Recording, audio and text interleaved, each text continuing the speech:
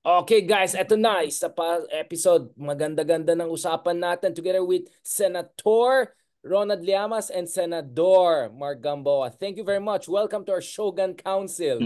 Gentlemen, pag-usapan natin, is the pink back? So Mark, habang 4 a.m. I was updating on conflicts around the world. May ping ng ping sa Facebook ko. Ayan. Speaking of, so, di ba last week ko pa tinanong, actually even you raised, di ba? Ba't hindi nagpipink? Mga kibam, chikibam, mga ganun. It's supposed to be not only Lenny, but the whole, essentially the whole, the universe The of whole group. liberals. Yeah, the whole group, right? Can you tell me about that, Mark? Yun, yung time na in-interview natin si Senator Bam sa podcast, after the show, kasi we talked about Ninoy, di ba? I got the chance to ask him. Tinanong ko, Sen, bakit nga ba walang nakapink sa inyo? So, ang I remember, sinabi niya, kumbaga, as we move along during the campaign, hopefully, makasama sila. So, di ba? So, naisip ko, sino kaya yung sila? Pero yun na nga, no sa shoot with Lenny, I was really pleasantly surprised to see na nakakulay pink itong si Senator Bam. Hopefully, yung naging spirit ng kakamping movement, yung energy and yung enthusiasm ng mga volunteers and mga mapasa dito kila Senator Bam, Senator Kiko, yung kapamilya factor pa yung yung showbiz factor pa maidagdag dito sa campaign nila. Of course, kay Senator Kiko, I always say, ilabas lang niya si Donnie Pangilinan tapos na yung laban. Pero when you add all of that plus Lenny plus Risa lahat ng mga ano, and who knows, baka itong si Chris Aquino if she gets better, di ba? So pag idagdag mo lahat yan, may fighting chance itong si Senator Bam at si Senator Kiko. And ito pa lang parati ko lang sinasabi, okay na doon sa pink pero kailangan din nilang kumuha ng part from the bumoto sa Uniteam. From the admin side. Hindi yung mga DDS, hindi talaga sila boboto ng mga DDS, pero from the admin side. Kasi yung mga admin side natutuwa na kay Senator Risa Doon Oh, naman yung nakakalo Kung natutuwa sila kay Senator Risa, baka they might give Bam or Kiko a chance.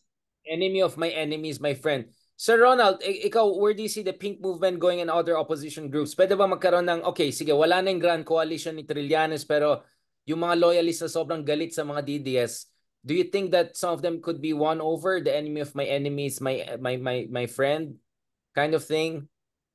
Well, una ay inuulit ko, hindi insignificant yung nakuha ni Lenny last election.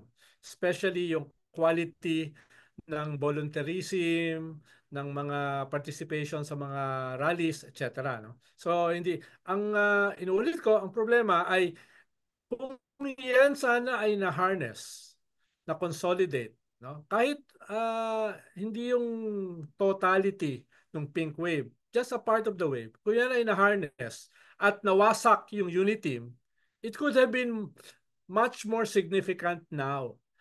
It could have been the Senate slate to beat.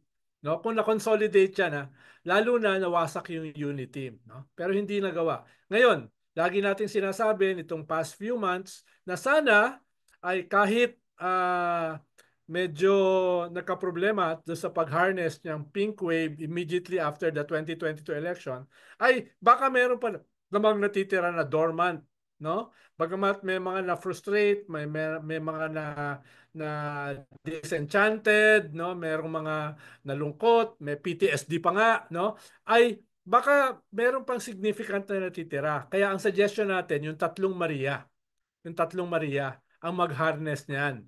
Tatlong Maria na hindi tatakbo for the Senate, pero pwedeng ipasa yung kanilang political capital dun sa mga tatakbo. Di ba? Medyo nabawasan ng isa dahil si Laila magfo-focus sa party list. No? Si si Lenny naman, sigurado yan sa Naga. No? So hindi na masyadong kailangan ng major effort sa Naga. So may oras siya for national. So kung si Risa at saka si Lenny ay ngayon ay susubuking gamitin yung kanilang political capital, buhayin yung dormant remnants ng pink wave at ipasa yan dito kay Kiko at saka kay Bam, lalo na kung humihina yung Duterte Senate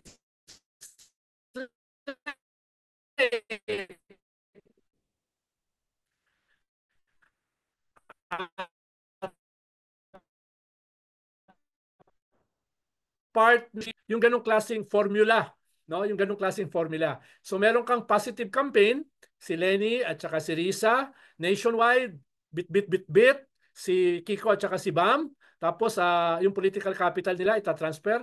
Tapos merong negative campaign, no? May negative campaign para banatan yung mga Bongo, the Dutertes of this world, no? Tapos yung mga ilan na kayang batakin away from the administration slate. Halimbawa si Aimee, no, nawala na sa administration slate, di ba? 'Yun, pwede mong puruhan, no? Pwede mong puruhan, no? Kaya kung mangyayari yan, yung negative campaign at saka tong positive campaign ng dalawang Marias, then may malaking chance na makapasok hindi lamang si Kiko, kung hindi pati si Bam. What about the other? Assuming na may makikinig sa atin. Yeah, I think yung pangatlong lang. Maria. Yung pangatlong Maria, baka doon pumasok yung sinadjust ko. Si Maria Cristina Aquino. Yes. Baka who knows, baka hopefully baka gumaling na din si Chris. Makatulong. Ano pa rin yan? Matatagalan pa si Media Chris. pa rin. Medyo matatagalan pa eh. Medyo matatagalan pa. What about the other leftist groups? Ang dami mga, and there's the yung partido ng laban ng masa, sila Calyodi, and then there's the Makabayan Bloc.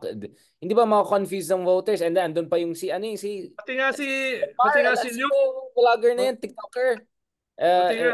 Yun, ang dami. Pati nga si Luke sa post niya, ini-invoke na niya yung pink wave eh. No? Yung post ni Luke lately, ini-invoke na nga niya yung pink. Kahit hindi siya nakasama ron.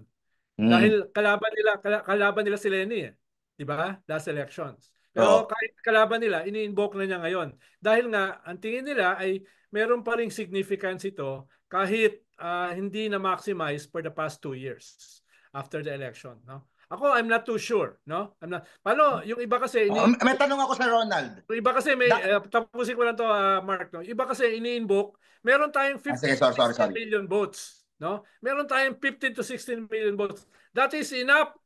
That is enough para may panalo yung ating dalawang senador at yung ating mga party list. May nagsasabi ng ganon. Ay nako. medyo malabo 'yon. Medyo malabo 'yon, no? Kaya okay na i-harness, okay na mag-scale up, pero wag din masyadong over optimistic. No? Medyo over optimistic. May tanong ako. Your enthusiasm. Yes, Mark. May tanong ako sa inyo dalawa. How about the possibility of Kiko Bam joining forces doon sa kila Luke and Leody? Meron bang ganung senaryo? Meron bang ganung, will it be beneficial to both parties o baka sila lang yung makikinabang sa ganon? For now wala. Okay. For now wala, no? Walang ganon, no? Who knows? May 8 months pa naman. Pero for now wala akong nakikitang ganon. Is it ideological? Lalo na with the Makabayan Bloc. Kasi Makabayan, 11 na sila eh. Ang dami nila eh. Diba? So, wala nang mga guest candidates eh. May command structure naman yan eh. Pwede may umatras dyan eh. Diba? Pwede may umatras dyan eh. Yung kanya eh, parang democratic centralism ni kanya eh, ni Big R. Ayan na naman tayo, sir. Ako, Trotsky na ako ngayon.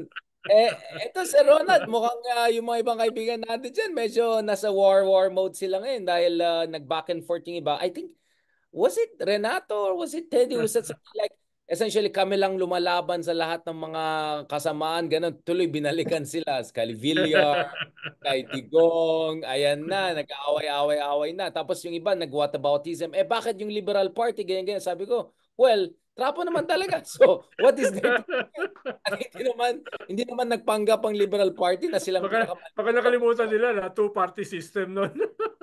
Diba? Diba sa Roland, maraming Liberal Party na sumama sa inyo. Puro mga ano lang. Liberal. Ito tanong ko, anong alliances ang magandang, kung may mga guest candidates na kukunin itong pink na na grupo? Kung hindi sila Leody or sila sino ang magandang ipasok nila? Hindi yung Mark Gamboa.